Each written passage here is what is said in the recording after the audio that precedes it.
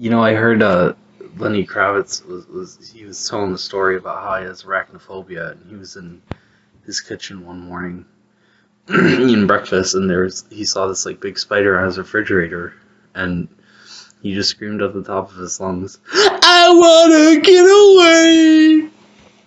I wanna fly away. And then he jumped out the window and broke all his bones.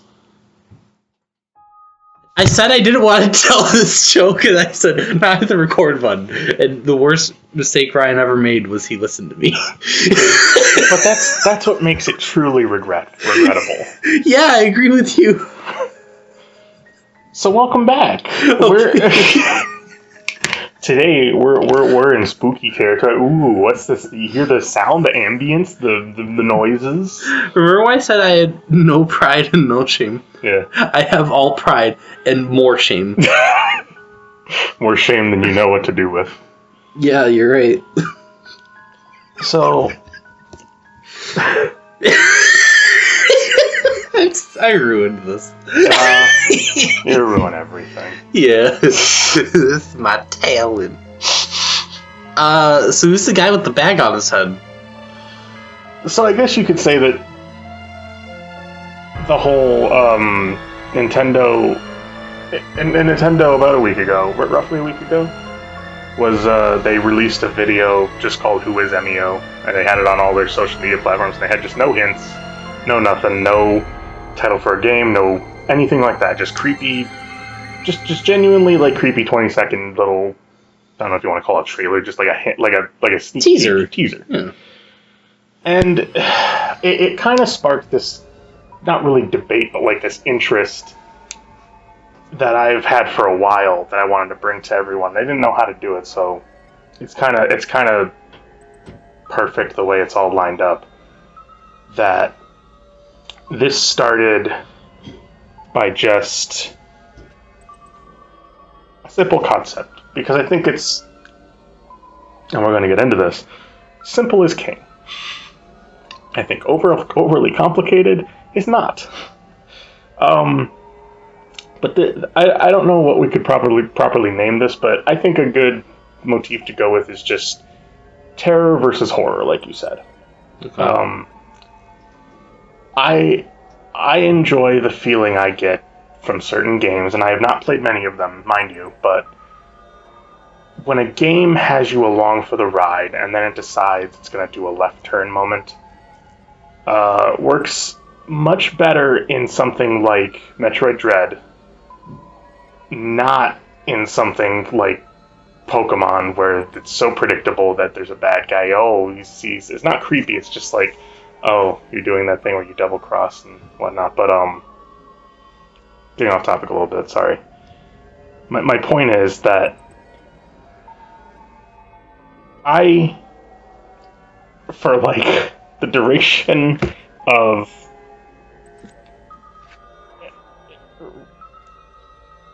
like 2 months, was watching these vignettes and these creepy kind of clips before in wrestling someone debuted, and that it all paid off, and because everyone was kept saying like, oh, I bet this isn't even going to be that good, or they're gonna fumble it, or they're gonna do this or that. And then when it happened, I filmed my live reaction to it, and I don't regret that, because it was just so pure raw emotion, and it all landed in like a brief instant where I was even pointing out like references to things. And What was his name again? so the group is called the Wyatt Six, but the main guy that the name kept coming up was Uncle Howdy. Right. But with that, I thought of this Emio thing, and I was like, I want to kind of break down why I prefer the creepy stuff versus the horror stuff. Horror, in my mind, is something. Horror, in my mind, is just cheap. It's just cheap jump scares that just doesn't really work for me most of the time, because it's like how we were talking earlier, and you were describing that you have a difficulty being jump scared because, what was it? it's overwhelming to me. I think we dislike horror for different reasons. I dislike it because I just get overstimulated very easily. I'm very easily frightened and startled. So like something Same. that's meant to send a shock to your system, it ends up being too much for me. Same to me. I definitely had that as a kid. A bit less now, but like I still have it, and I don't like that feeling because oftentimes it's like very real things that are being portrayed. Not like the spiritual stuff or whatever, but like I remember one time I was watching like a movie about these hackers that were basically terrorizing these people, and it's just like this is too real. I don't like this. Yeah. And it's just like it's not like creepy. It's just like horrifying. Where you're just like this doesn't. Who wants to watch this? It's just depressing. You're like me, where even more realistic stuff can be like a little too much. And for something like don't get me wrong, I'm all for my sunshine, happy, peaceful, calm, little crickets chirping sounds in video games and everything. But I do like an atmosphere sometimes where it's just like, hey, you don't know what's about to happen, and shit could go down in any second. And you're just like, okay. And like, I often think of Metroid Dread when you first enter that Emmy door, and you're just like, yeah, you get that droning ambience. yes, You the get the ambience, machine sounds. just, and I think something that really drives home horror versus terror is that with horror, I often, we'll get more into this later, if we even need to, but like, ambience can mean two things to me. Ambience for horror could mean like utter silence and you're just waiting for the fucking jump scare. Or it could be like a note played repeatedly as you wander the halls looking through mystery and stuff. And I typically, and kind of the subject of this whole thing is I would like to see more games where they do that style of approach where it's just like, okay, don't just go to cheap horror. Intrigue me. Like, and that's kind of what this Emio thing sparked up, where it got me excited, where I was just like, oh, they're not just saying the name of the game or whatever, they're not just saying this thing. This is like a hint. Yeah. And that's kind of what I liked about the whole WWE thing, was they were never just outright saying it until like it kept happening and they had to. But like, for a brief moment on each show, a QR code would flash up. And you can rewind and scan it with your phone, and it would take you to a hint. And it's like, something I wanted to get into was new age marketing, how to draw your audience in. People want to feel clever. People want to solve puzzles. Yeah. And people want, especially the human emotion of just understanding. And it's just like, when you get a hint, and obviously if you're like a mastermind, you can lead a hint to a hint to a hint to a hint. That's the kind of shit where I'm just like, it's perfect. It's perfect because whether or not you realize it, you're already becoming a fan. You're already because they've already gotten your interest, haven't they? Yeah, and not only do they have your interest, but like, and it could flop. Who knows? You don't know. Like, I've never played a Fatal Frame game or anything, but I would love to try one of those days and just see the difference, because I don't know, just it's a concept that interests me, but because it's like more creepy than horror. Whenever I think of horror, I think of just like, I don't know if this is wrong with me, but I always just think of it as jump scares. I don't think of horror as anything like blood and guts, maybe, but that just grosses me out. And realistic circumstances, that to me is horror. Terror is something that's like methodical. Like, you're planning and setting up something. Oh, we think about this very differently, don't we? Okay, alright. And I'm interested to hear your take on it because, again, I have a different, I knew I thought of this one way, and I'm not sure, I wasn't sure how you would have thought about it. Well, I think it's definitely a matter of preference, for sure. But I would say that while I can't handle horror, and I prefer creepier stuff over outright horror, I don't think horror is innately cheap. I think it can be, but just as anything can be, just as like drama can be cheap, or romance or comedy, or like action. But to me, the difference between terror and horror is just the method being used to scare, and jump scares are definitely an effective way to use horror. It's a good way to give the release of tension that's been built up, but I don't think jump scares are innately bad. Like, you were talking about how you're not huge into Five Nights at Freddy's, but one thing that I do appreciate about it, I'm kind of mixed on it, particularly because of the whole like mystery and world building that Scott Cawthon tried to do when he never had a plan in the first place, and that just kept like snowballing for years and years. Yeah. But one thing I really like about Five Nights at Freddy's gameplay that I didn't even think about until yesterday is, and I'm talking specifically about the earlier games. So I say this, I'm not talking about like fucking Security Breach or whatever. Yeah. But like especially like 1, 2, and 4.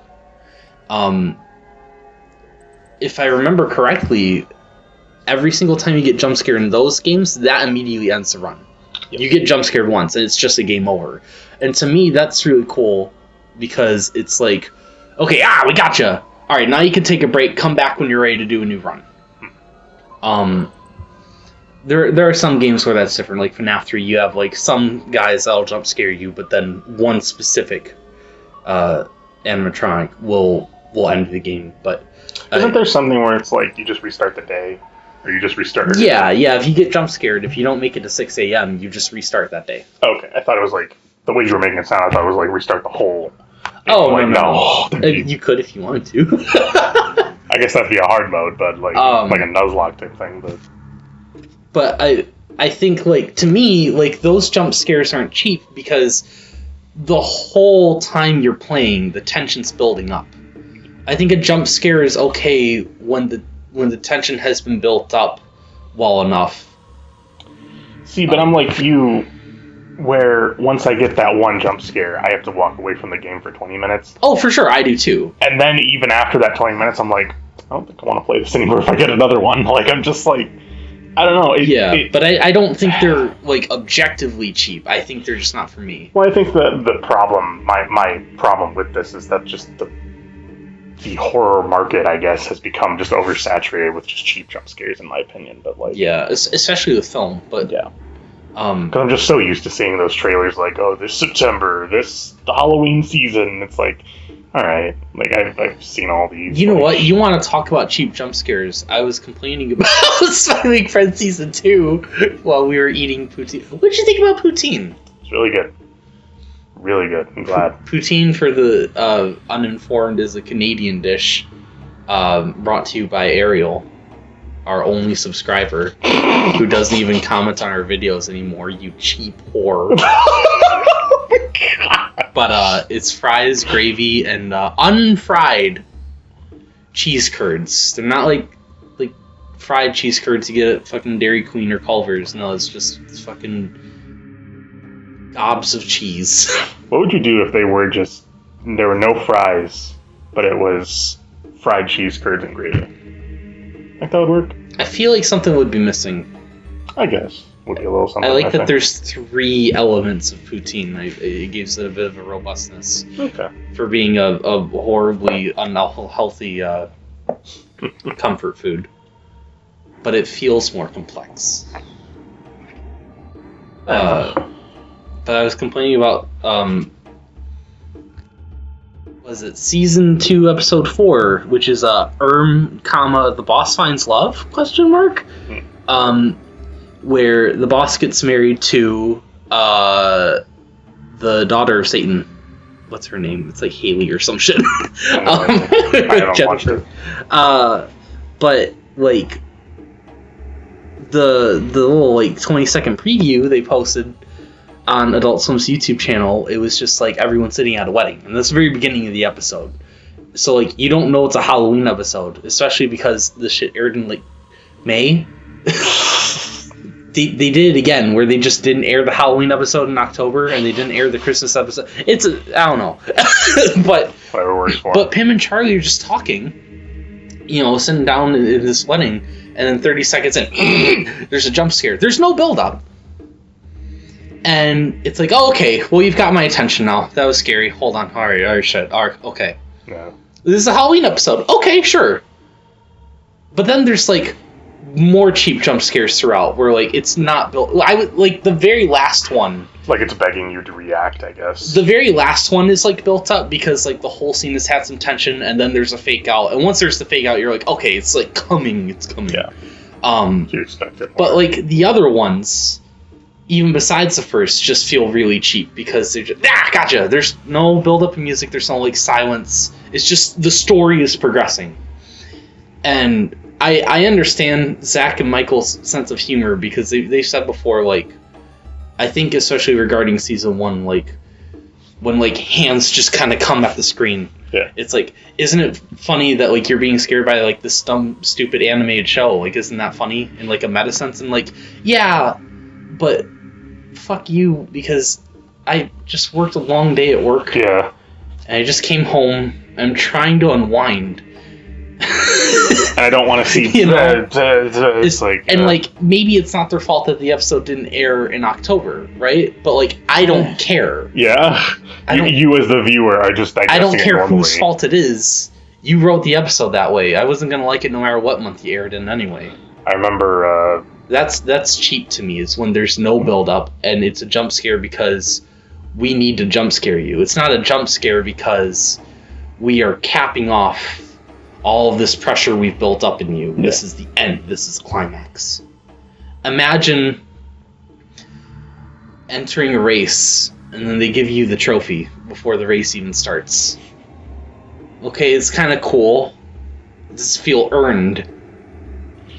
The way I can put it, it's like untimed drag racing. What? You ever seen drag racing where they just go down one track and it's just kind of like who can beat the other to the finish line first? It's like, what if you didn't have the little thing that said go and you're just like... it just kind of and then you're just like, okay, I guess I'm just watching this for 4 minutes. Like, it's like, okay, like you're just like, it got me. I was like, okay. But yeah, that's what a cheap jump scare is to me. I don't think a jump scare is cheap because I can't handle it, because it's just me. I guess that's fair. I know you haven't played Ocarina of Time, but like when I think of like all of my horror tropes, or at least like my terror tropes, I think of the Shadow Temple from Ocarina, and I know a lot of people kind of are either on the same page as me or think similarly in like a dungeon type capacity where you go through, even the way it starts is kind of creepy, because in Kakariko Village, it's just a normal ass village. You just have been there a million times. It's whatever. After you beat the water temple, you go to Kakariko just because you can, because you've never had any warning about anything, and suddenly a building's on fire. Oh. And you're just like, and the music, there's no music. All you hear is the fire burning. You just hear, and Link runs in. He's like, "The fuck's happening?" And then the camera pans from the entrance to the well, and Sheik is standing right there. And it cuts to Link approaching Sheik, and Sheik's like, "Get back." Wooden, like, what do you call it? Like, it's like a thing that, like, you know, like what you would lower a bucket. It's like a wooden, I don't know what you call it, like a bar, basically. A wooden bar, like, flies off. And Link's like, what the fuck was that?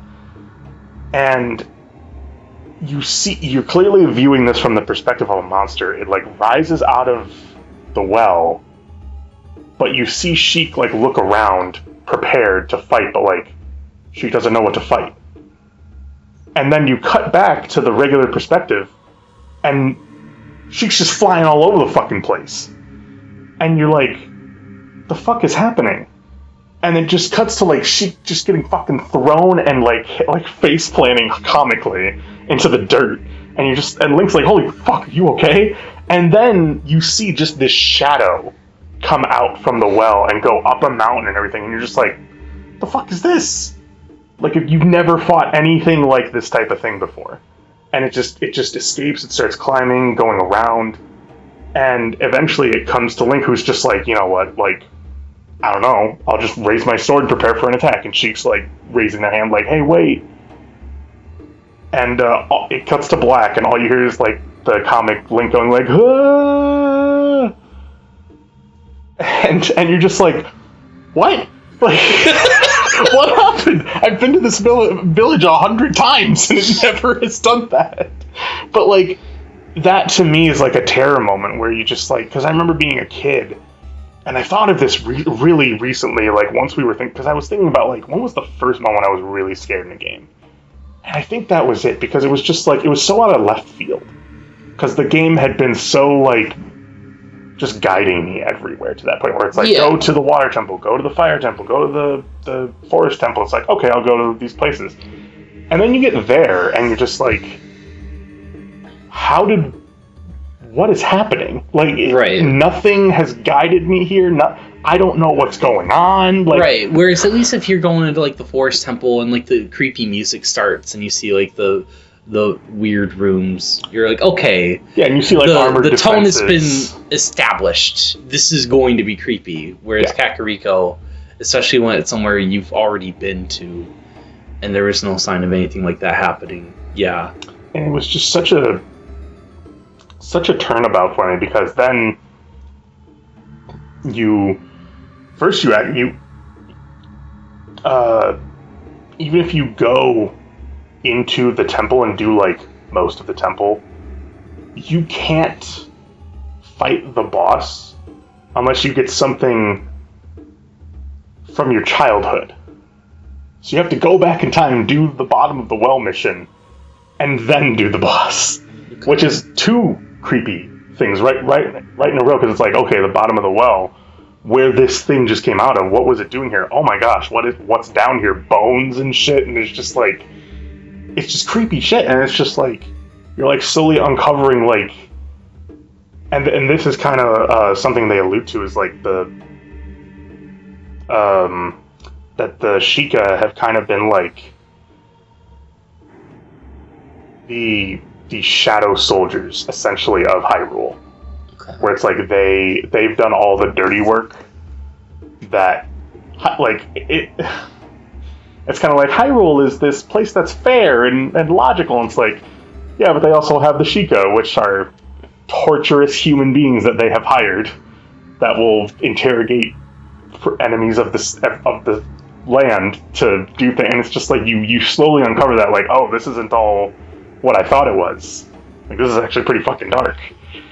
And so that was a perfect moment where there was no jump scare, really. It was just kind of like me watching and just being like interested, because like, I think the way I like to digest my type of horror, at least, is through puzzles. And be they mind puzzles, or like not like typical puzzles like, oh, move this block to here. Puzzles like, okay, shadow creature. Clearly it has some sort of weird power. How am I supposed to beat that? Maybe I use a fire arrow. Like, something that gets your brain to think. Where you're just like, okay, I have to figure this out now because this doesn't make sense to me. And you then get the song to go into the Shadow Temple, and you're bombarded with just so many different like things where it's like lofty, vague dialogue about like Hyrule's past and everything, and you're just like, okay, like, and it even says like, here is Hyrule's bloody history, and it's like, okay, like, just throw that at me, why don't you? Like, suddenly, and it's just like, you're slowly uncovering that, like, yeah, this thing's been here a while, and it wants vengeance. And you just didn't know that while you were 6 temples deep at this point. And you're just like, okay. And suddenly, like, the whole point of, like, why you're doing this even gets questioned. You're just like, well, was the king really that good if he, like, does stuff like this? And then it gets explained, like, no, Ganon revived him and made him evil or whatever. But, it's just that type of shit where it's like, things that make you think on how to do things, especially with, the whole point of how you beat the boss. You have to essentially get, like, the bad guy's, like, treasure so you can see him. Like, because you can't see him otherwise. So it's just like, okay, so now I can fight him and defeat him. And that to me is like the very basic of a puzzle. Like, it's like, okay, now I can find him, now I can beat him and everything. But So really by puzzle, you more so just mean like you don't know how to handle this at first, and you later get the knowledge or the power to overcome the obstacle. Well, a little bit, but that's in a game capacity. And that's in, like, a very basic game capacity. Right. The way I want to expand upon this is thinking that whole, like, terror itself is a puzzle. Understanding is the reward. Where, when I talk about the Uncle Howdy stuff, there were clues for months about, like, follow the red circle. And we're just like, what does that mean? And then they would just say, like, just lofty things that just sound like they had no purpose, but they were creepy. And they were presented in a creepy fashion. And they even said, like, you know, like, a massacre is coming, and it's just like, okay, we don't know what that is. So we're kind of all thinking, like, oh, whatever, it'll be the debut of this new character, whatever.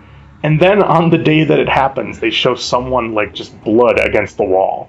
And you're just like, oh, that it all came to fruition. It was like, because you're trying to figure out, what does this all mean? Yeah. And in your head, you have the puzzle, but it's incomplete. And they're slowly, like, drip feeding you hints. Like, okay. They hinted the date. I get what you mean. Yeah. So, like, the horror is the puzzle. Yeah, it's like that's they're like, one and the same. It's being completed over time. Like with the whole Emio thing. Piece by piece. Okay. Yeah, like with the whole Emio thing. Okay. Does that make more sense? Yes, this makes more sense. Sorry if I didn't explain that well. It was hard for even me to crack down on, but, like, when I think of the whole Emio thing, I'm thinking, like, okay, this is a puzzle that's presented to me. And I went through frame by frame of the Emio thing, and I found out some details. And it was like, okay. How much is there really, though? Not much, but it's like, I've learned after the Uncle Howdy thing, everything's a clue. Because people were dissecting those trailers. Like, what would happen is, because WWE wouldn't talk about the things, the QR codes, so fans would go online. Right. And there'd be whole polls and discussions of people finding things and being like, hey, if you take the site, like the link of the site, and put it in a decoder, it translates into a message. Mm-hmm. And you're just like, I wouldn't have thought to do that. And it's just this new age marketing that I love, where it's like, everything's a hint. Yeah. And the Emio thing, it's not as complicated as that, but it's like, okay, for a brief moment we saw the hand kind of like twitching and like kind of implying that he has some sort of power he can use. Oh, I forgot there was even a hand in there. He has his normal, like, happy face with, like, no eyes, but then for 1 second, yes, the expression on the bag changes. It changes, but it's still smiling. It's very toothy. There's a lot of, like, teeth, and like, they're, like, jagged, as well as, like, the eyes are kind of open, and you can't really see the eyes too much. But it implies that there's, like, something in him that, like he has two different personalities. Yeah. Almost. Something like that, where it's fascinating to me because, like, again, that's the puzzle I've been presented. And going through that puzzle, you don't know how long it's going to take to get to the end. But when you get to the end, it feels like an accomplishment. Yeah. And you feel like, I am rewarded. And you're just like, and if you lock that puzzle behind, say, a $50 or $60 price tag, you'd be like, well, I'm already invested. I want to know what happens. Yeah, I didn't think about it like that. So it's like when you have that type of shit, and then like, I mean, going back to the Uncle Howdy thing, like, that was teased for 2 months. And like some people would shit on it, some people loved it, and I was one of the people that loved it, and they are making a fucking mint on merchandise for those people. Like, yeah. And it's just like, because that's how much they were intrigued. I really do wish that, like Uncle Howdy, Nintendo had gone full ARG, and there was like a bit more to go on. Yeah, like there was a link in the description and it led to like a blank website, but you brighten the image and there's text in the corner. Something like that. Yeah, they had a whole... I do want this to be a whole ARG, and I feel like this isn't really that new age marketing we're looking for. It's a step in the right direction. Yeah, because, you know, with that said, like, this video immediately stood out to everyone before anyone even clicked on it. It blew up for all day. Like... Here, if I can go on Nintendo's YouTube channel. Usually, every single thing uploaded to the channel is like Nintendo Switch - whole title. Yep. Here I'm looking. It was kind of weird to see the whole Nintendo Switch logo appear and then just this guy. Yeah. At the very end of each title, it's like Ace Combat 7, Skies Unknown Deluxe Edition launch trailer, Nintendo Switch. You get to the Emio thing, and it's just Emio. Yep. And it's just, at the end, it's just kanji. Like, it's just like... Yeah, it's just kanji for smiling man. Mm-hmm. And then the description is just the hashtag, and that's it. Well, I thought it was like, who is Emio? Or is that just like what they put on Twitter? That's the hashtag. I think on Twitter they made a post like, who is Emio? Or something like that. I like how it's age restricted because it's a rated mature game, and that's it. Even though there's something in there that is... rated M. Although... Well, they thought like it might give kids nightmares or something. No, I think it's because it's advertising for a rated M game, so like when they show more later... So like they're letting parents know now, hey, this is not for kids. Fair enough. However, I don't know if... Oh no, I did tell you about this. But in the Australian trailer, I don't know if this is the standard where I think they go by PEGI. The PEGI rating for a trailer will always show specifically why, like right away, without having to like wait for the game to come out or anything. Yeah. And now the picture won't load, and now I have 4G, don't I? Yep, okay. Cool. Here, I have it on my phone, here. The Australian rating specifically points out violence, cruelty, domestic abuse, and suicide themes. Jeez. So if you hate realistic, traumatic shit, maybe go play Nintendo World Championships NES Edition. Alright, we took a small break and we're back. So spooky. Anyways. When this gets uploaded, is it just going to be like the whole It's the Great Pumpkin Charlie Brown soundtrack? Just gonna be hearing dinky piano for 70 minutes. It's gonna be great. So I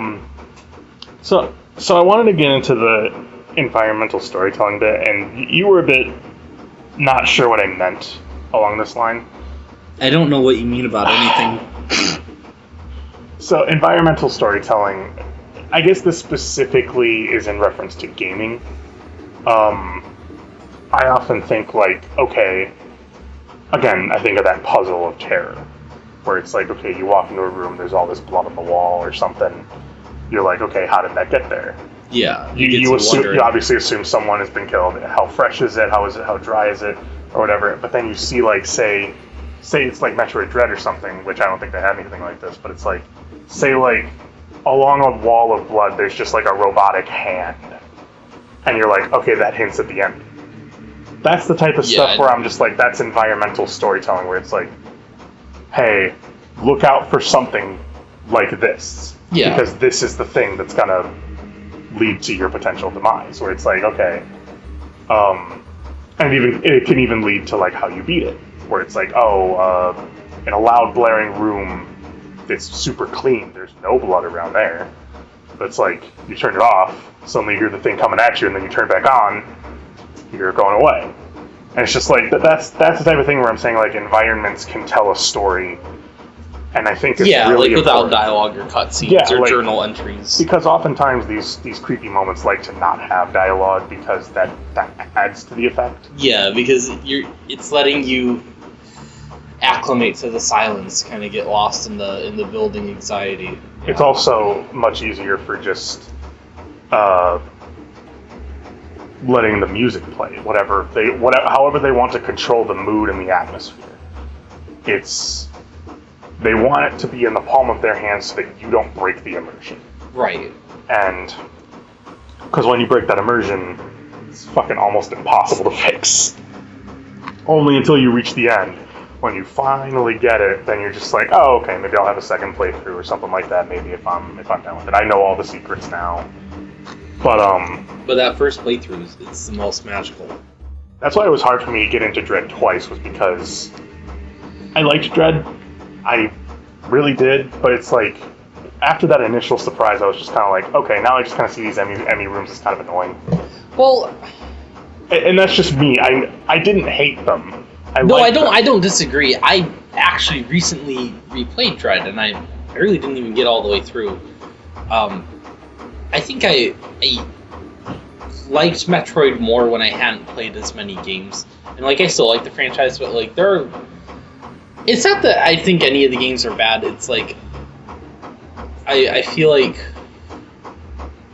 maybe it's just because it's like a smaller budget kind of Nintendo game that I wish had the flair of like Zelda. Not that like everything needs to be a grand adventure, but I wish like you wish there was something more important. There was something a little like I wish they told a little more elaborate stories, because the stories are always very simple, or like I wish like the scope was bigger, that kind of thing. I often think of Halo in that regard, because obviously like for a while they'd be like, oh, your first person shooter for Nintendo is Metroid, your first person shooter for Xbox is Halo. Yeah.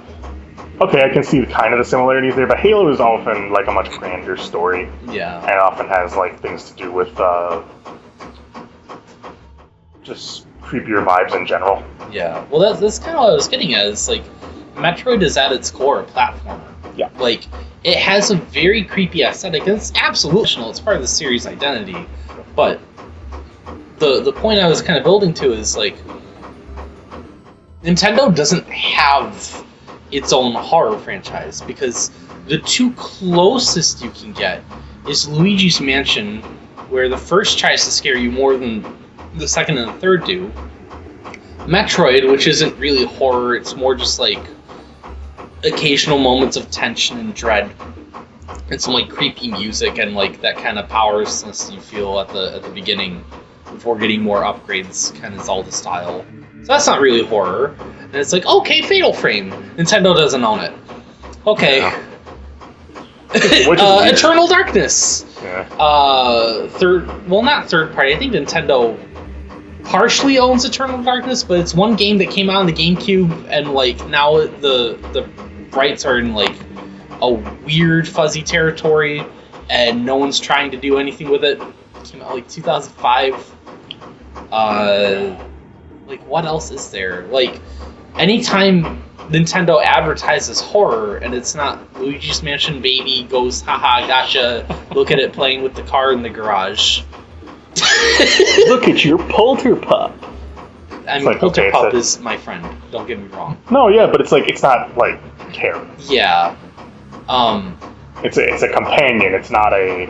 Luigi's Mansion isn't horror, it's spooky kid stuff, which is good. I like it. I'm not saying I want it to change, but it's like...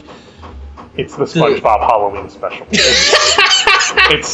Hey, it's kind of spooky, isn't it? Yeah, Ooh, it's got the spooky aesthetic, yeah.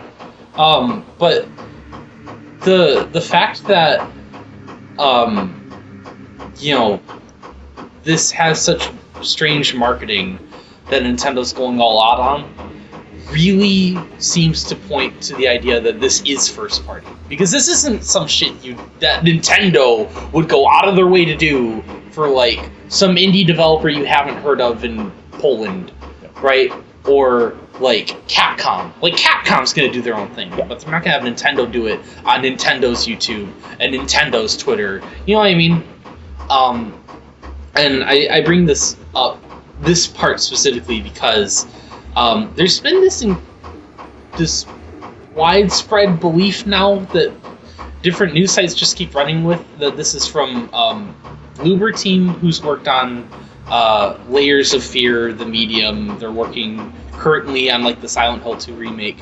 And the reason people think it's Bloober Team is because like a day, one fucking day before this Emio thing dropped, they said, hey, we're working on a game that right now we're just going to call it Project M, but we're working on it for Nintendo. And I really wish people would use their brains, because it's like, Nintendo's got this whole brand new kind of marketing thing planned, and you think they're going to let the development team just blab out the announcement in some random fuck magazine interview the day before the video drops? Like, is that really what you think Nintendo's grand plan is? It's not them.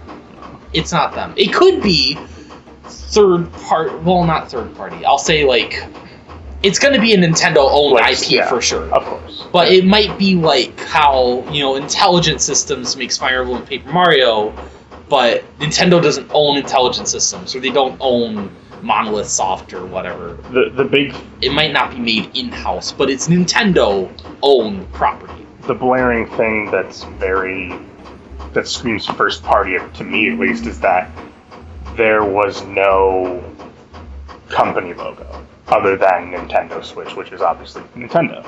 Right. It's like, if you really, like, as much as people love scary teasers or something, like, even with those Uncle Howdy things, there was always a WWE logo. Yeah. To prove that, hey, this is our thing. Right. This is Nintendo's thing. This is no one else's. I don't think anyone else is tied to this. And not if that it is, we know of right now. And if it is, I assume that they brought some developers in saying, hey, we want to hear your ideas. We want to go with something like this. Okay, you guys be the directors. You're making it in-house. Please do something like that. Hey, which is weird. The one thing I'll say about that, and I don't know if this necessarily applies to this context, but let's remember that as of like the last year-ish, Nintendo hasn't wanted to reveal developers on stuff. Like, we had to wait until Princess Peach Showtime released to know that Goodfeel worked on it, and like, Nintendo doesn't own Goodfeel.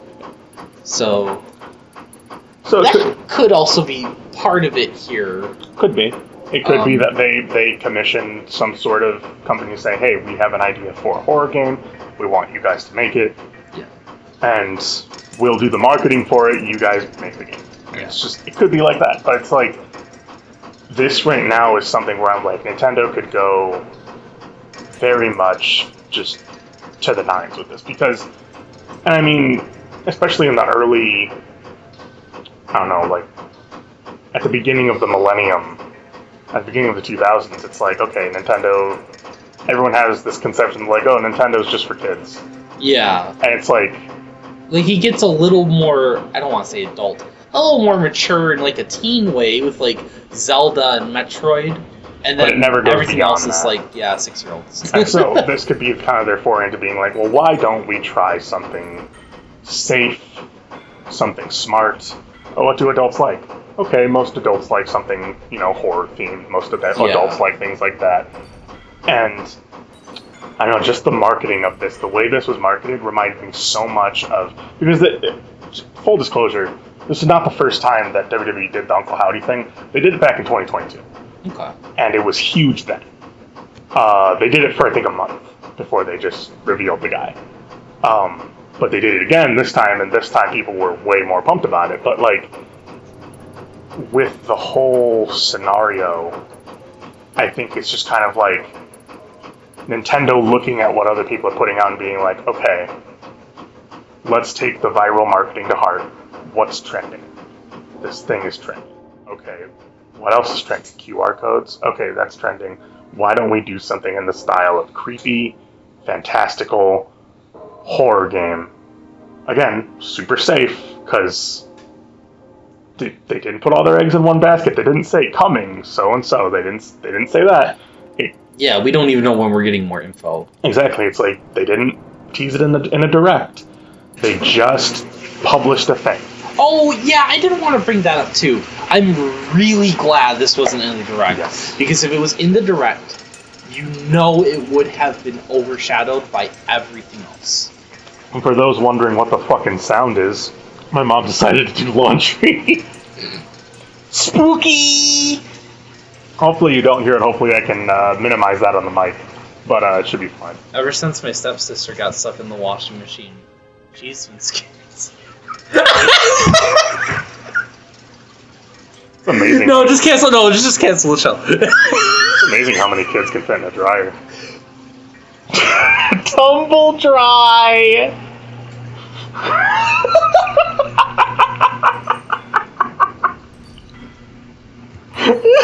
Tries this look of horror on his face. Drew, I would only do that. Did you? One... No. I'm not letting you get away.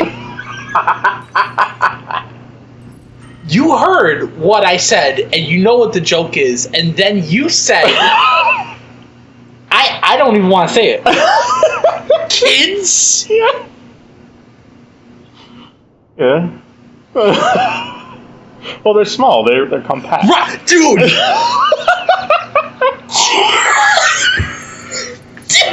My hands are up. I didn't do no nothing. I didn't say no nothing. Officer, it was him. Oh my god. I fucking hate you. Because there's only two possibilities. You're either stupid enough to kid about this, or you're not kidding. I've never pressed tumble. Bro, he said the word pressed and my whole ass clenched. I'm like, what's the next word? What's the next The word? chair just folded into your ass. I'm dialing 911. Now, if anyone wants to leave a nice comment on the video about when I should press 1 again. Well, listen, alright? Sometimes when they just don't stop crying... What's happening? Don't make me use this. Special. Bro, clean this thing. I'm sorry. It's been a It sure has. while. It has been a while since you told me you were. Since that tumble trial. I'm really trying not to get this demonetized. You fucking... No, we can't even continue the show. What do you mean we can't continue? Watch. We can't continue anything. What do you mean?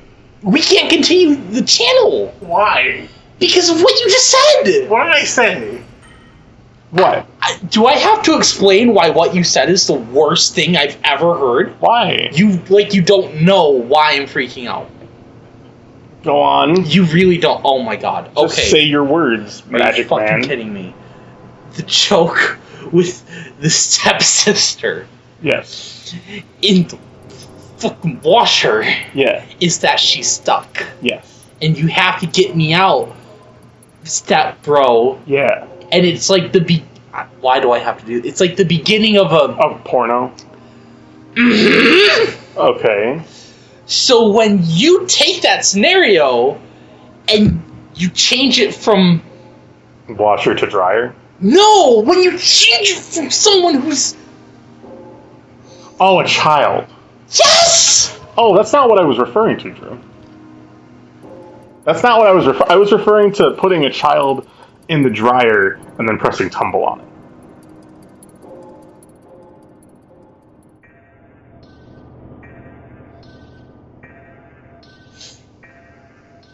You have a dirty mind.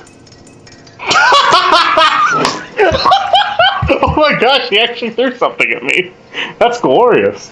That's a first year on the show.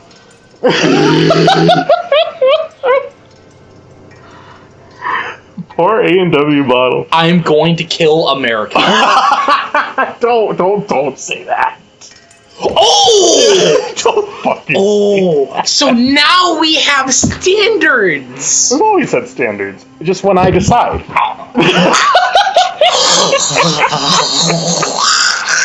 Our standards are based on my principles, and I'm the principal.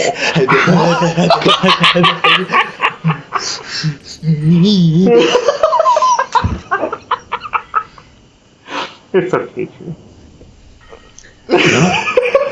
So now we're going to talk about moments and games that scared us. I hope you're ready. Right Now by Ryan Money. You don't understand how actually angry I am. I know how actually angry My you are. bones are turning scarlet red. My bones are shaking, Eddie. Yeah, you're shaking when you look at the kids across the street buying ice cream from the truck. The fuck are you talking? You don't. No. Drew's gonna be okay. Drew's gonna be okay. Oh my god. Games you play with creepy, disturbing moments. I've already. I can't continue the show. I can't do it. Drew needs to like reset. What would be said about my moral compass if I continue the show, finding out my co-host is a wheel pile? a tumble children. A tumble pile. A tumble pile.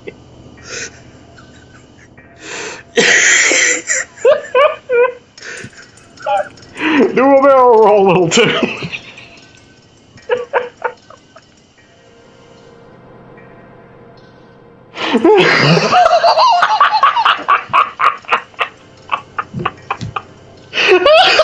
We lost him. We lost Drew. He's gone. He's not coming back for dinner. He's fucking out. You get to the end of Star Fox 64, and you see Andros' floating head and his floating hands and his floating fucking gorilla cock. Star Fox.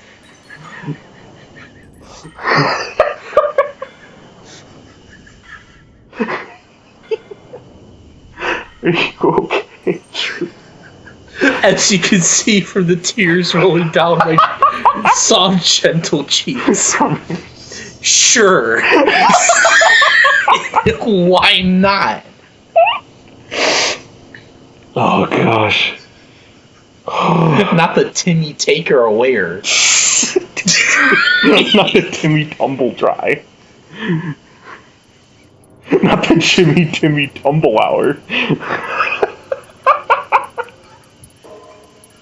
He's fucking. I think I know who Emio is.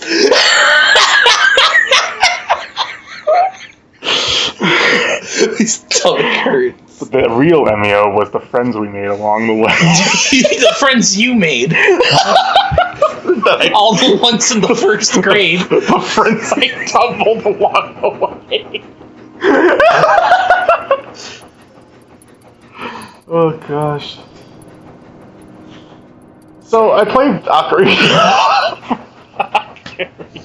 You don't say. And that was the first game I experienced. That Keep in mind, ladies and gentlemen, one of the two playable characters you play as in Ocarina of Time is in fact a minor. But go ahead and continue. And he tumbles regularly. Anyways, so I played Ocarina, and that was the first instance of like my creep factor in a game. And I really, I never sought it out. I never sought that out until like, well, really not until like recently. But like, you're not listening, are you? Hold on. He's on his, I'm going back for clues. he's on his fucking phone. Domestic abuse, Okay, but violence, and cruelty. Yeah, sure. The only one left is unalive.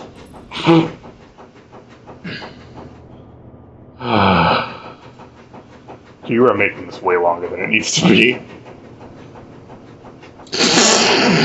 Just trying to cope. Smoke your copium. But, can you give me an example of a game you played that had a creep factor like that, other than the ones we've already mentioned? Well, maybe I think I kind of want to get into a little bit more about horror versus terror before I talk about Okay. creepy moments I like in games and why I like them, because I think this will give some context. We've touched on it a bit. Sure, but, it is rather subjective. As I said earlier, it's very easy for me to get like startled or like overstimulated with any kind of emotion, really, but especially fear, right? Because that's when like your fight or flight response kicks in. Yeah. I want to know like what makes some people enjoy that and why some people can't. And besides the whole like high sensitivity thing I have going on, it's just that, and I guess the answer is pretty straightforward in hindsight, but a big part of it just comes down to a lot of people like the adrenaline rush. They like the adrenaline because they know that watching a horror film or like playing a horror game, like they know they're safe really, but it still feels, the emotion feels real and it feels intense, and then the kind of moment where you're coming down after the big scare, like that kind of relief feels just kind of intense and electric too. Yeah. Which I understand the appeal of that, and it's like, if I were to try and explain this to someone who did like horror, like why I didn't, it's like, it's not that I don't see the appeal, but it's just like, and it's not me refusing to like it. Like, I've wanted to get into horror stuff a few times, but like I just can't fucking handle it. Like, physiologically, like I was telling you earlier, like when something scares me real bad, like a jump scare, like I don't know how to describe it. Like I almost go like blank. I just like sit there for a minute because it's so overwhelming, and like my heart's just racing and my whole body tenses up. I'm like, okay. I guess I can see that. Like, yeah. even if I wanted to enjoy it, like, it's like my body won't let me. Like, my it's like brain you're just won't. out. Yeah, it's just Yeah. like I completely fucking freeze. Okay.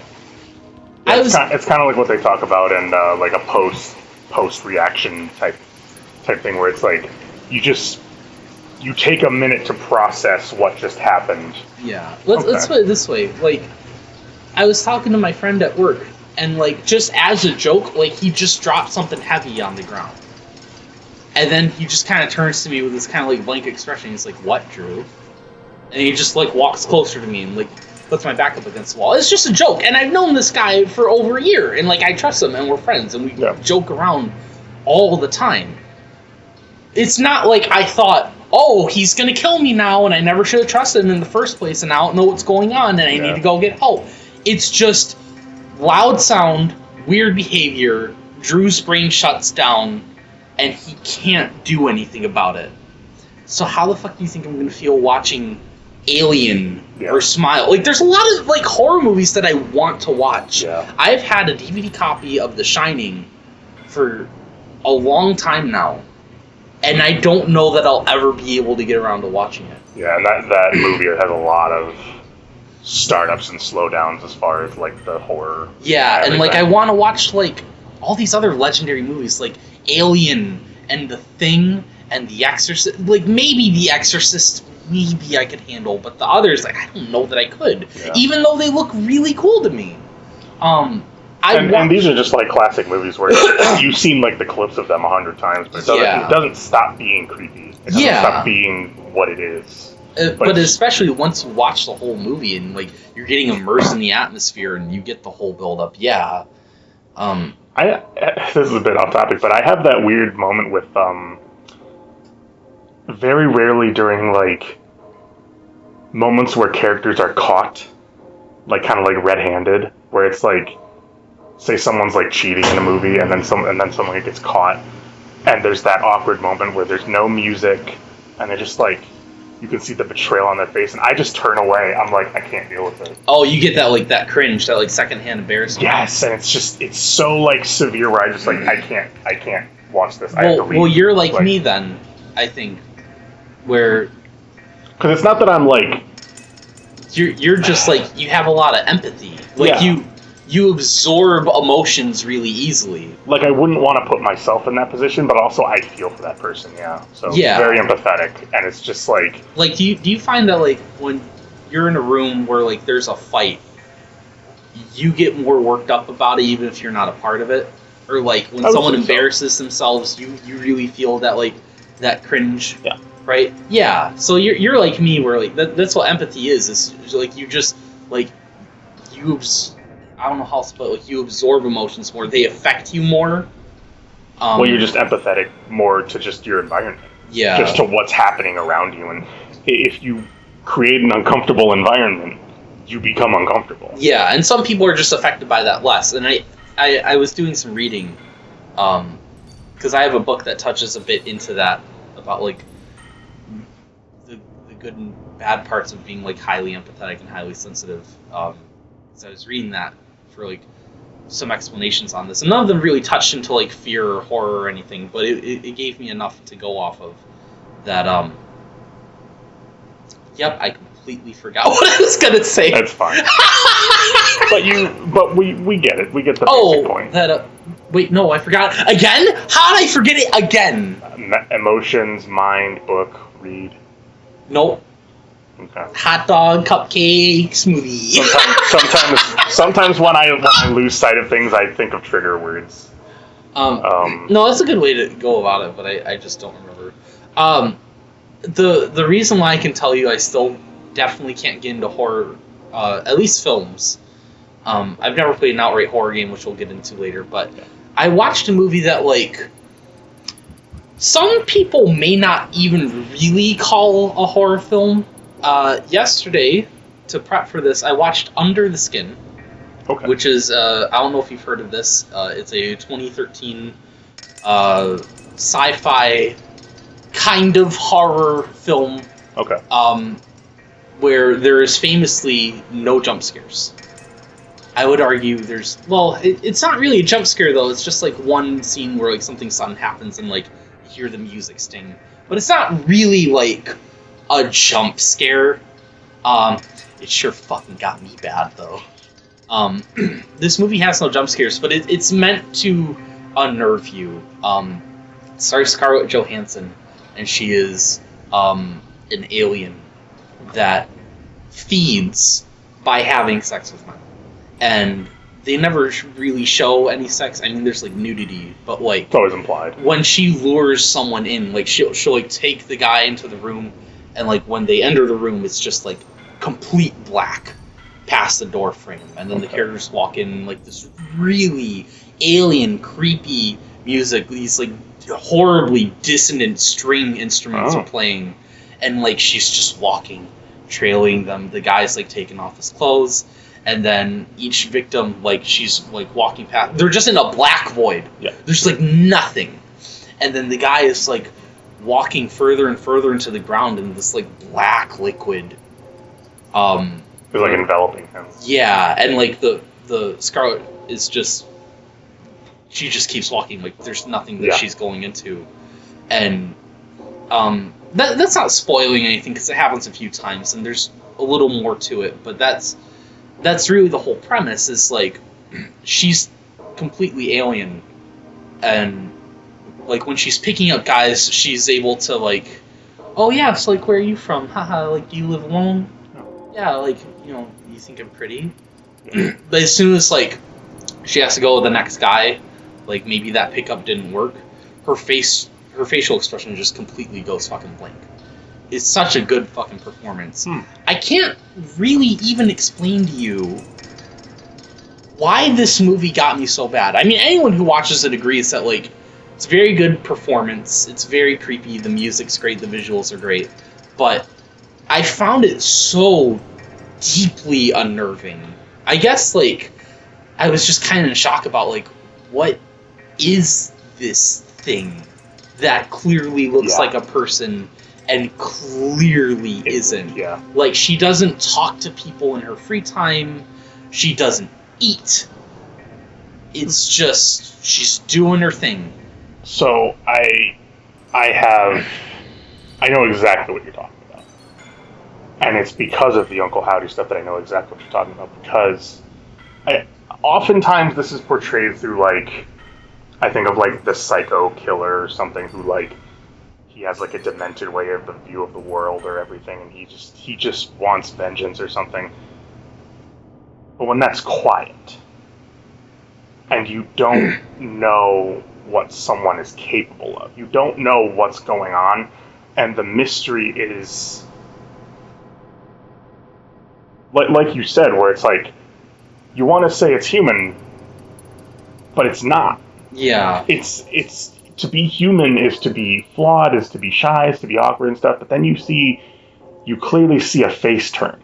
Yeah. You clearly see a turn where there's just like, oh, they're not normal. Yeah. There's something happening here that's just like, okay, they've taken a turn for the worst or something. And a lot of the times with WWE, one of the reasons I like is because most wrestlers have to be good actors for their promos and whatnot and abilities, but one of them was it's the same guy playing both roles, and they filmed it in such a way where he's in both chairs. Yeah. And his, like, devil version of him is wearing a mask, and it's, like, voice distorted. And it's asking him questions, and he's asking these, like, really, like, personal questions that I did not expect him to go to. He goes, like, so how did it feel when your brother died? And for me, I was like, oh my gosh, that just happened last year. I forgot about that. And like, thinking about that, I'm like, oh yeah, how did he feel? And it's like that human emotion, and you can see it on his face, the hurt, just the emotion where he wants to let something out that just, he doesn't know.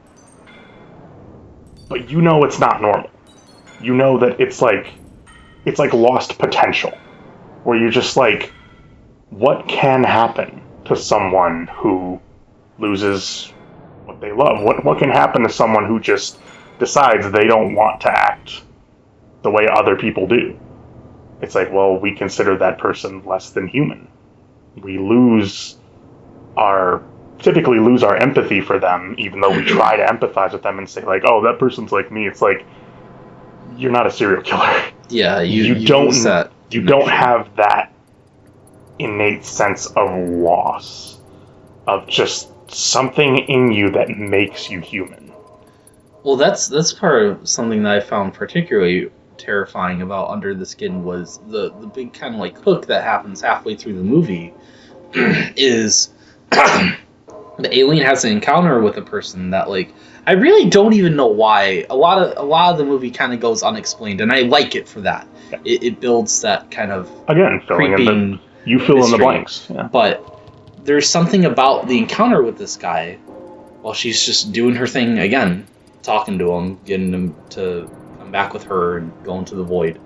Something about this experience changes her that's different from the other guys she's talked to, and there's just a scene where she stares at herself in the mirror. Like, she's never even looked at, like, this human form. She's just used it up to this point, but she's just staring at her body in the mirror for like 3 minutes, just fucking silent. She's just kind of staring up and down, and she's like looking at her eyes. And then just smash cuts to the next scene, she's going about her business. Something's changed in her. Now, like, when she's scoping out for people to prey on next, she has facial emotion.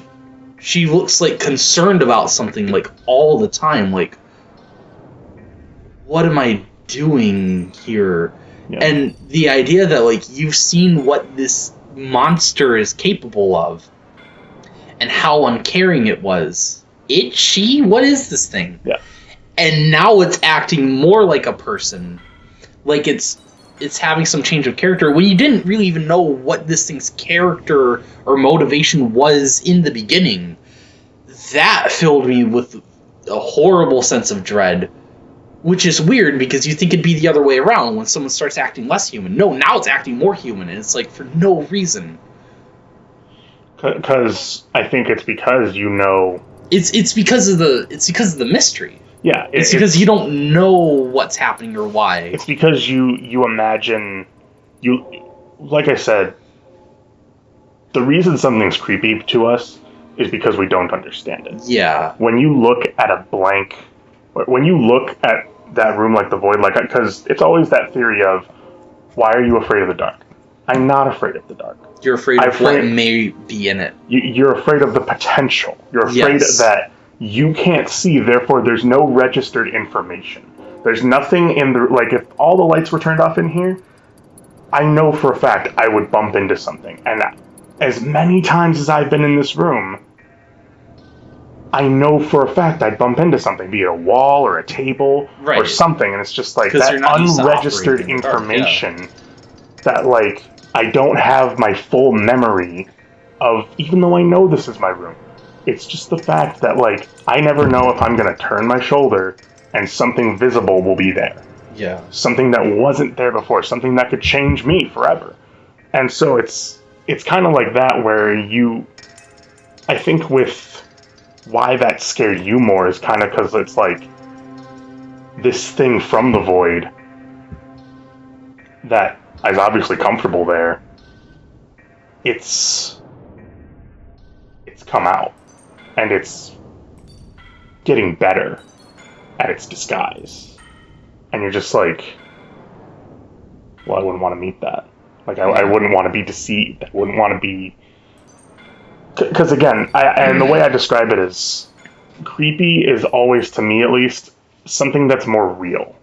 Something that's a bit more grounded than just, like, outright horror, where it's like, oh no, again, at FNAF, where it's like, oh no, the animatronics have come to life, how did they do that? It's like, okay, that's a bit of fantasy, like, suspension of disbelief. Yeah, horror, I think, is when you know exactly what the threat is. You may not know what it is or why. It might be supernatural. When they say, like, oh, stay away from the Crypt Keeper or something like that, it's like, okay, that's the bad thing, or something. I don't know, I've never fucking watched it, but it's just like, when you have that thing where you're like, okay, there is the danger.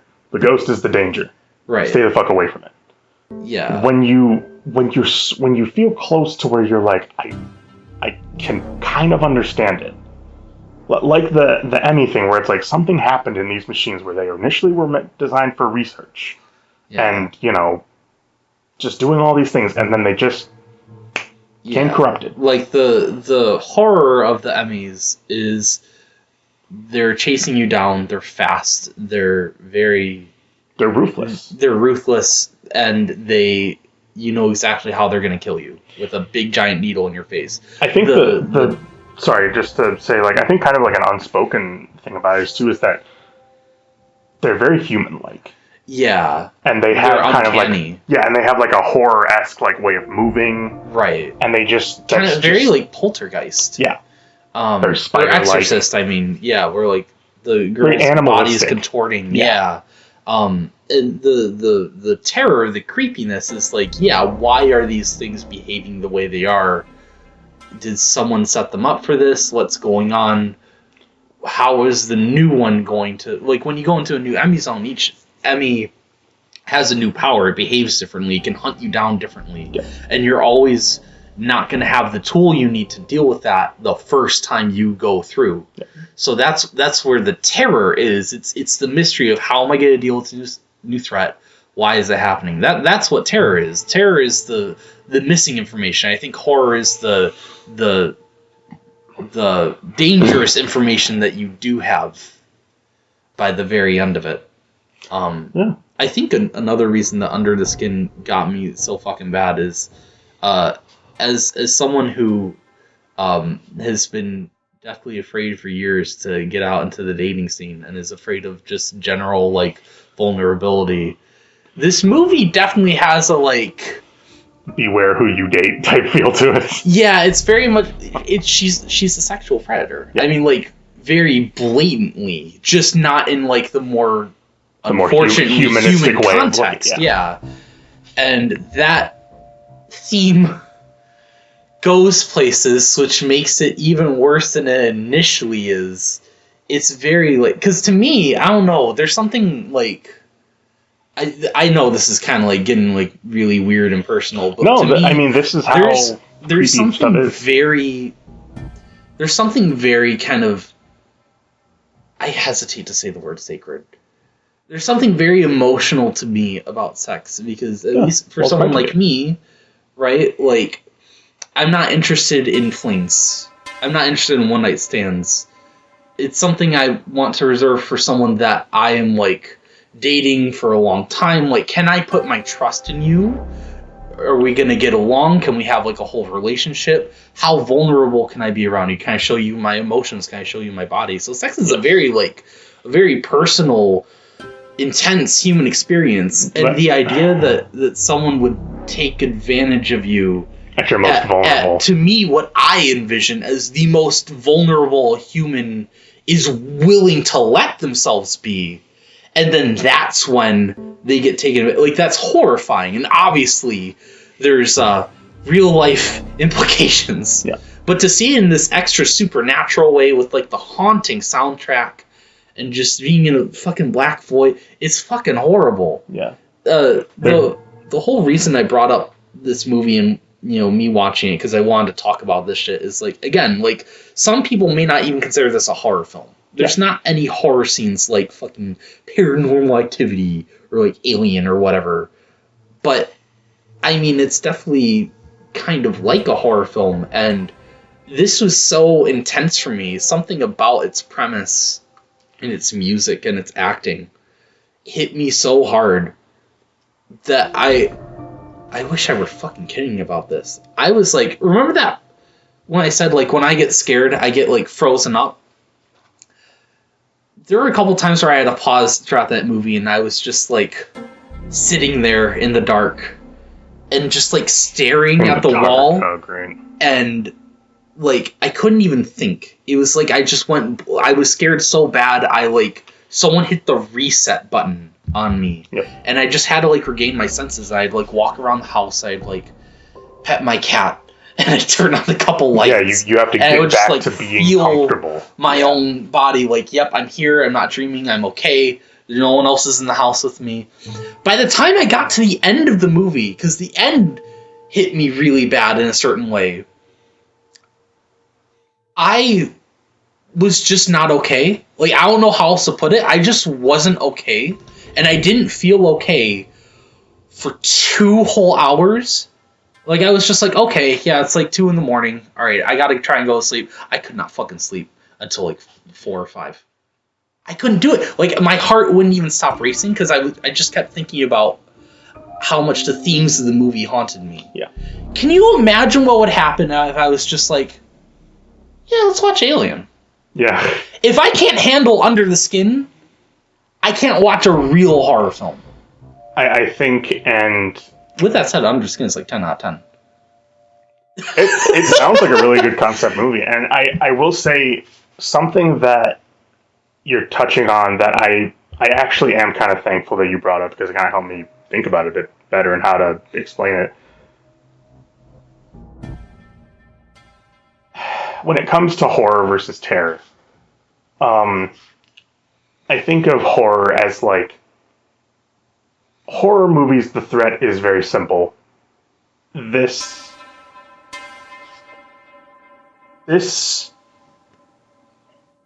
thing will kill you. I think for things involving terror, at least good horror, they start with a concept. You were bringing up that she is very much like, you know, it's obviously a play on the term of sexual predator and everything, and that, like, with the Uncle Howdy stuff, it's not just horror, it's that all the lofty dialogue leans back to a more extreme cause, where he, again, one of the things he's asked, how did it feel when your brother died? He's dealing with loss. He's dealing with this intense, frustrating loss. His brother died at 36 and, like, had kids and everything. And yeah, a real life thing that happened. Yeah, this isn't just part of the script. No, yeah, and he's feeling all these emotions, and he's just like, he explains in detail. He was like, I saw others suffering the same way I was suffering. And I wanted a family again. And it's like family, loss, pain, obviously, but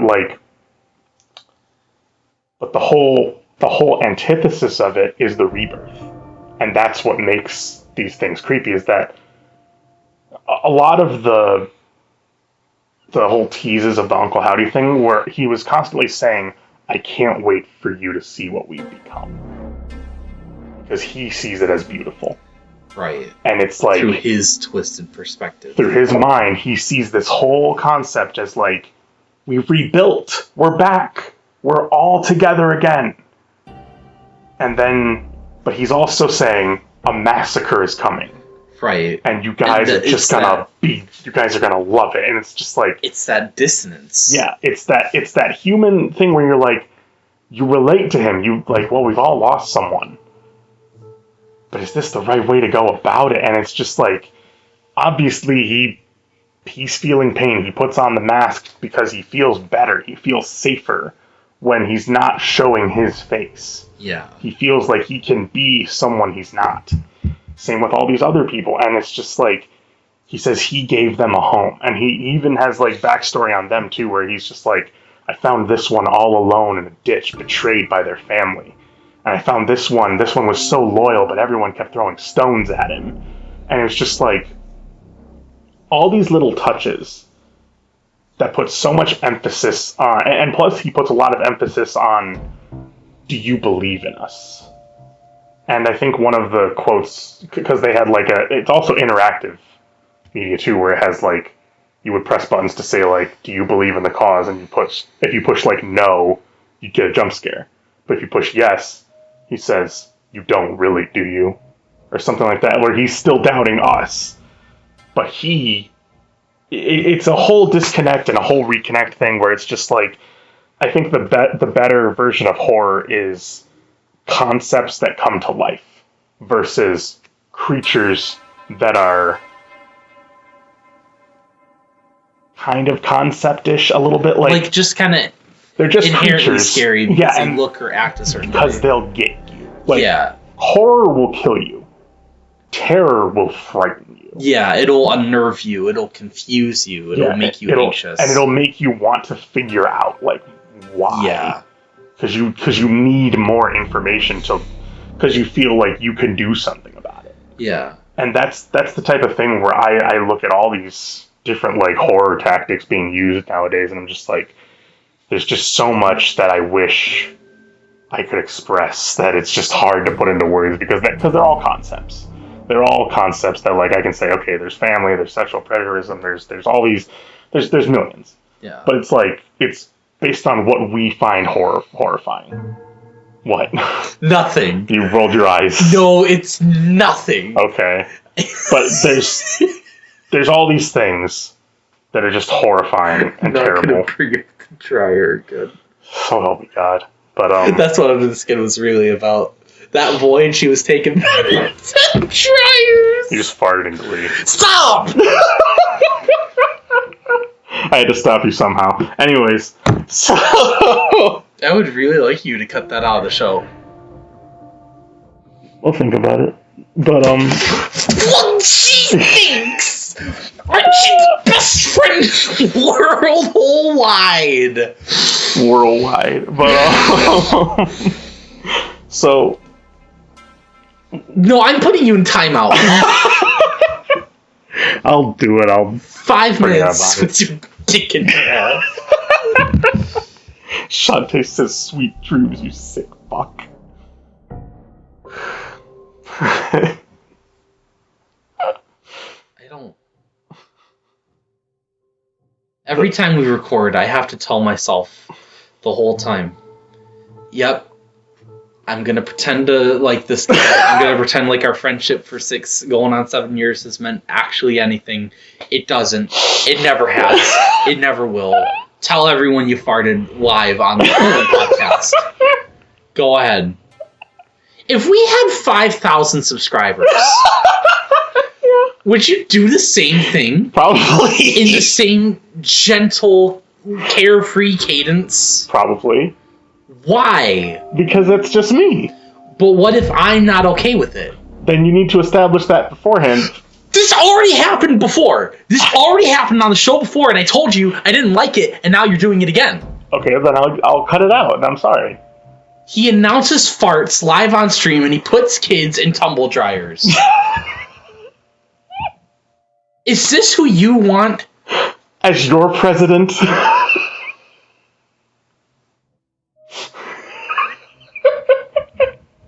In the year of our Lord, Metroid Prime 2024.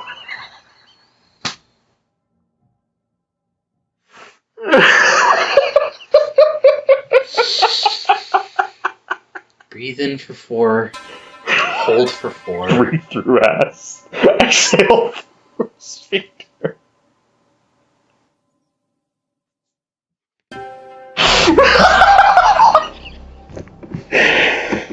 Now you're making it. I'm making it? No, I have to. I'm not making anything. No. Go This is all your creation. No. At your hands. What do you mean, mine at my hands? You created this problem, Oh, the problem. and you're gonna end it. Okay. So are we done? That's up to you. Okay. Are we? There's not much to really talk about other than just I wrote some just extras that I always notice is like symbolism that's used in these games and again the lofty ambiguous extremism. This is the worst show we've ever done. You say that a lot. Anyways, This time I mean it. you're I mean it every the time, by the fucking way. Mike Staklasa of this is the worst show we've ever done. You say that all the time and we never know. I know. Do you? Yes. You're gonna forget about this in You 4 make days. every episode. I will never forget anything. Oh, great. You will never forget anything. These scars are too deep. They're deeper than fucking Pokemon. Gosh.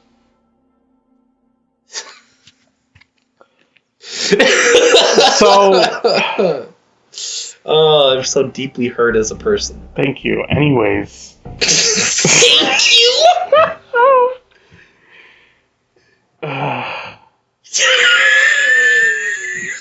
Can we move on? This is a lost episode. So, I'll just upload it with one word saying lost.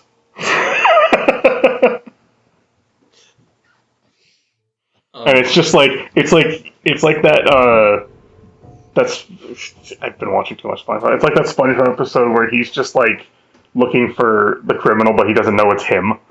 And he's just like standing under a streetlight just there. But I'm just gonna put your face on it.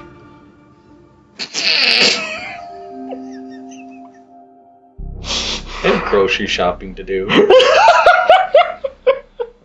Then let's move on. We're almost done, Drew. Okay. We're almost Dundee. Crocodile Dundee. Anyways. There's not too much to say other than I wrote setup satisfied ... payoff ? And you were kind of confused on that a little bit. Like, I know what setup and payoff is. Well, the thing I was saying with that was because, like, okay, once you do the whole scare tactic, it's like, well, what comes next? And it's like,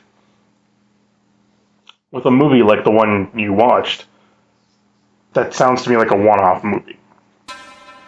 You could do more movies like that, but the kind of initial shock is gone. Well, I mean, that's why like they do the twist halfway through where she starts becoming more human and she doesn't know what to do with that or why it's happening, and you just see her confused about her own motives and what to do now.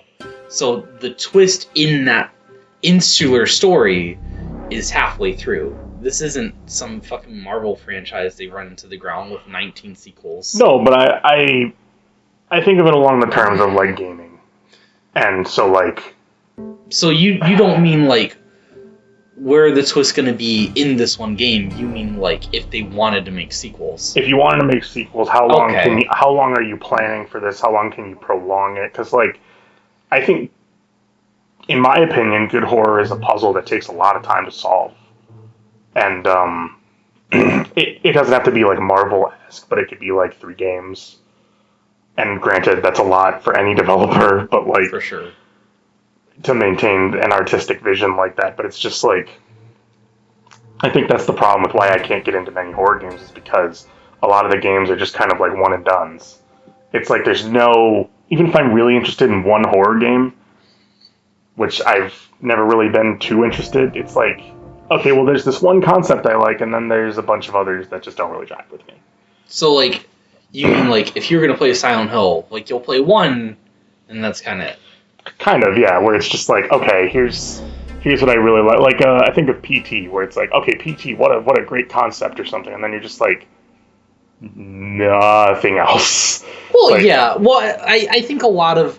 But I also... God, there's nothing to talk about with Emio. Well, I think with PT, like, that was never meant to be a thing. That was meant to be one and done. So, like, I don't think that's really something going against PT there. I think you're meant to play it once and that's it. Whereas, like... It's not meant to be against it, and I'm sorry to cut you off, but it's like, I think what my point is that I like that, where it's a simple concept, doesn't take too long.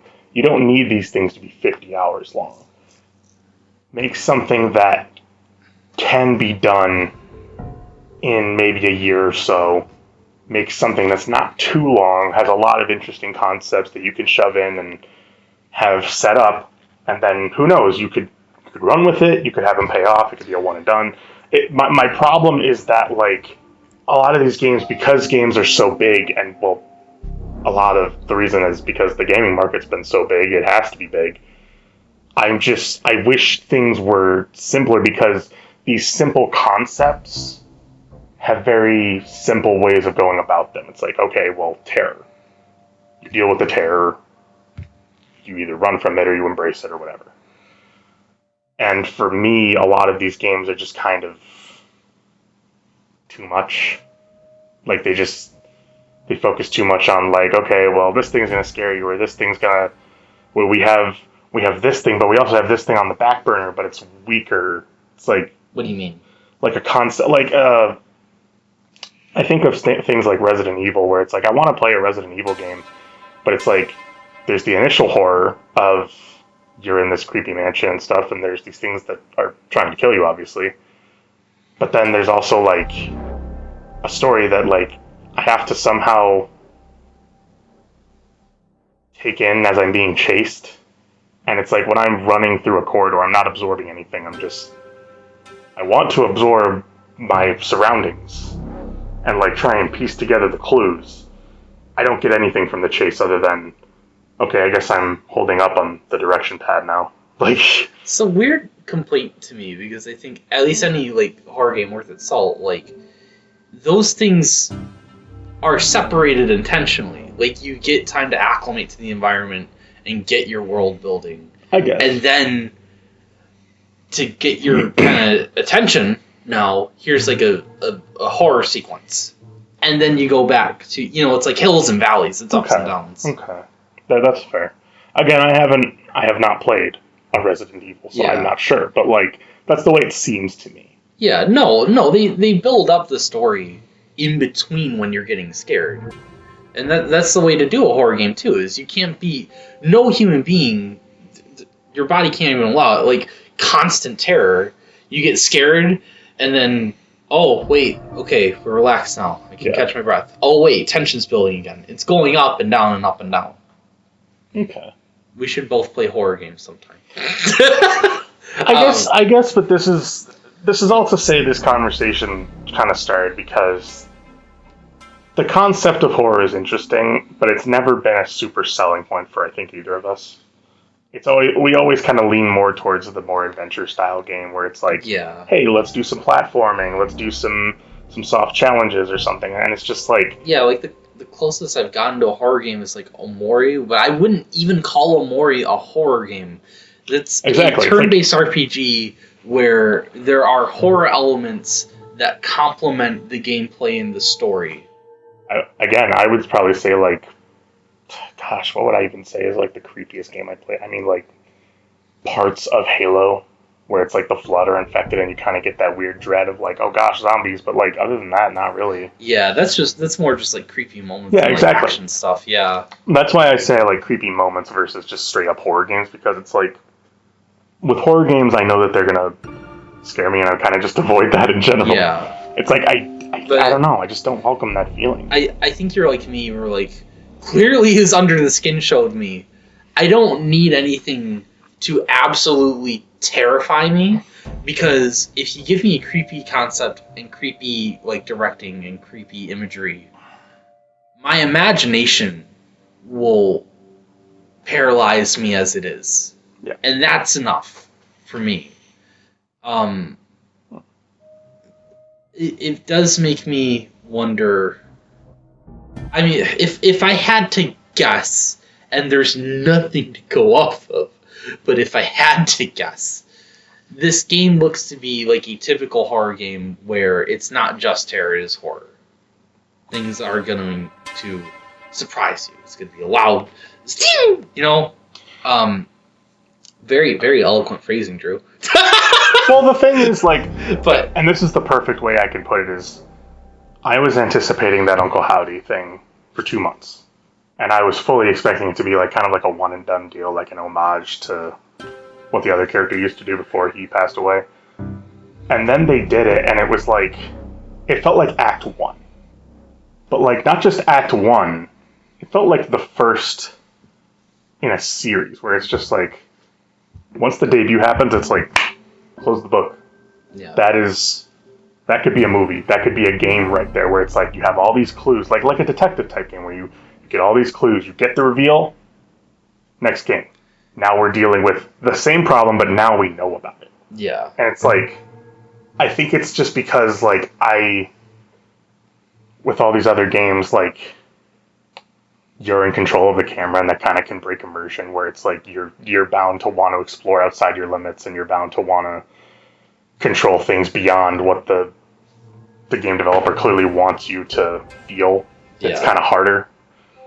But I don't know, I just wish there were a way to where it could feel as powerful as that moment did, because that moment was like a payoff for so long, and it just like, I think I calculated it was like 67 days of just waiting, where you're just like, I want to see what happens, let's see where this goes. And just, it was like the first story, it's like, okay, they appeared.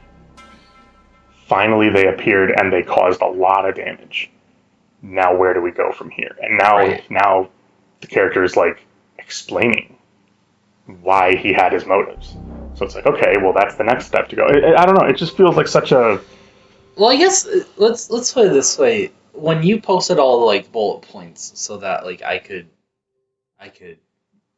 get just deep in the paint as you with like the topics we're gonna cover. I'm like, okay, why are we talking about setup and payoff and like sound design and horror versus terror over this 15-minute trailer with nothing? And I didn't realize at first. It kind of dawned on me later on that you just want to talk more about like horror in general and what you like about it and what you don't, which is all well and good. But the reason I didn't plan on talking about Emio on the show was because I thought it was going to be just a more straightforward, like, let's talk about Emio and that's kind of it. And, you know, like, this is... I'm going to be honest, like, okay, I shouldn't say this is a bad teaser. It's a fine teaser, but I'm going to be really disappointed if they don't take this anywhere. Like, we can't, like... I'm not going to be waiting with just this trailer for 2 months, and then we get a normal game trailer and a release date. Yeah. Like, this is the start of, like, a mystery or an ARG or, like, a really good marketing campaign. But it can't just be this, and then we don't do anything else creepy. Or it can't just be this, and then you shadow drop the game on Twitter. Like, oh, it's out today on the eShop. Yeah. This has to go somewhere. And, you know, the hashtag is who is Emio. It's like, yeah, I don't know, the face on the back changed. Yeah, I don't know. This would be more effective to me if either right then or soon we got some way to, like you said, like they do an ARG and we get to interact with a mystery through like some cryptic links and shit, right? And like everyone on the internet gets to come together and solve it. Then the question has meaning. Hashtag who is Emio doesn't have meaning right now because you showed me a guy. Yeah. And he sat there and then you showed me the Switch logo. Yeah, and it's one thing to not be able to answer the question, but I have nothing to go off of. I think my whole point with that is I think this is a good starting point. And keep in mind, I've said it multiple times, the whole Uncle Howdy thing that had a great payoff, it could have bombed. Yeah. It could have easily misfired and bombed and just led to nowhere. And, if we didn't get all those hints, who knows? People might not have been as excited for it. You have to maintain an interest, and that's kind of what I'm hoping Nintendo does, where it's like, maybe not every week, but like every 2 weeks or every 3 weeks or something, that they just post something kind of related to that, where it's like little hints. Maybe they do something that smart where it's like constant little hints that just no release date, no company logo saying who's working on it, no explanation of what to expect from this game other than the hints that you can deduce from the video. Right. And I think that's kind of where they should go with it. Will they go there? We can't say. However, I do think that it's a great launching pad. I would be upset if they fumbled it. I wouldn't typically be too surprised because it is a game and games are harder to market than people for obvious reasons. Yeah. And there's nothing saying that like if this is like an ARG or like a grand kind of internet mystery and it fails, that doesn't mean that the game and its gameplay or its premise or its scares won't be good. That just means the marketing wasn't all there. Yeah. But like the way this is presented, it's like you're not treating this like a game just yet. I mean, obviously it is. It's got an ES or B rating, obviously, but you're presenting this to me as a concept. So it almost feels like from a marketing perspective, there's higher stakes. You can sell me on a game, you're huge on the concept, because maybe I really like the music. Maybe I really like the gameplay. A concept, you're either with it or you're not. Yeah. Games are multifaceted because you can watch a trailer for a game and like some things and not like other things. This is just concept. They have to pull this off right. It's not going to be for everyone, but there's still a good and a bad way to capitalize on this kind of just, hey, we got your attention now. And I think I'm hesitant because we've never seen Nintendo do any kind of new age marketing, really. Like, I know some people have said, like, oh, maybe, like, some of those leaks for Smash Ultimate, like, they posted the Castlevania music before we knew we were getting a Castlevania character. Yeah. Maybe they did that because, like, it's just a popular thing. No, the fuck they didn't. It's because there's an error on the website and some fucking guy fucked up. You know what I mean? Because they clicked publish now instead of fucking... Here's how Nintendo knows how to market games. They post some videos on Twitter, and they do a Nintendo Direct, like, 3 times a year. They know how to do normal marketing. I've never seen any proof that they can do weird, mysterious marketing. Anything really modern. And it's a craft. You can't just, you know what I mean? Yeah, no, I get it. And it's certainly a unmarked territory for them. But I think that with all that's been going on, at least from what I've seen, I think that, like I said, all I can say is it's a good launching pad, but like as far as anything else goes, the jury's out. However, that doesn't mean I'm going to shit on it just yet. If Nintendo's trying something new, I can give them a pass once or twice in exchange for, like, it might damage my perspective of it, but I'll still give them credit for that launching pad and being like, okay, well, fumbled a little bit on the delivery, but, I'm still with you. Because there's certain, like, it's like a certain how many hits can you take where it's just like, oh, if they just announced a release date, I'd be like, oh, it's kind of weak. But if they just suddenly like gave a hint, like just something saying like coming soon, and it's just like his mask is like the two O's in soon or something, and it's just like, oh, so it's even ambiguous when it's coming out. Like, I'll give them credit for that. I'll give them just like, okay, they're not just saying the release date, just but soon. Yeah.